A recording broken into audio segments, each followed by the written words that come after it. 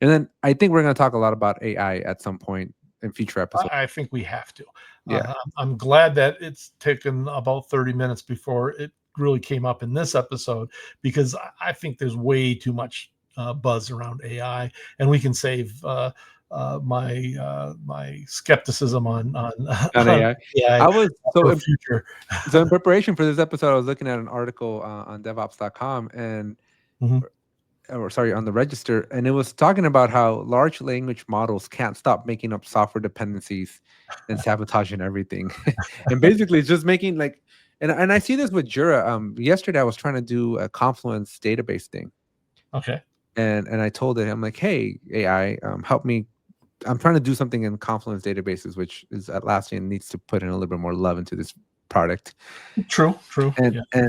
and with so much confidence, ChatGPT is like, just do this, this, and this, and you're gonna get the result you want.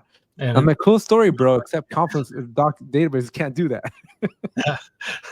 And so I think it opens up opportunities where we're gonna want to be reviewing and discussing hallucinations with AI and what it means for the future software development, what it means for the future of DevOps, because I also had an interview with Suzie Prince, one of the senior vice presidents at or the head of DevOps at Atlassian, and I asked her, where do you see Atlassian's role in the DevOps space, right? And her answer was very interesting to me. She basically told me that like they want to augment humans, right? They want humans to still be in control, but they want the nuances of DevOps to kind of be automated through the use of AI. But even though you can, because my biggest concern to her was, I told her, well, with the advent of DevOps, and it's something you described when we're still in the green room, if you will, which was DevOps to you, man, getting code out there faster, right? Like getting shipping things faster at faster cadences.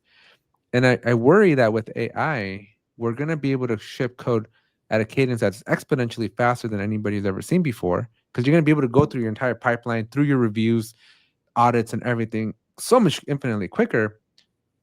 But is the world ready for that? Like, is the world ready for your, like my Tesla? No, I don't. I definitely don't. I think the answer to that is no. No. But Yeah,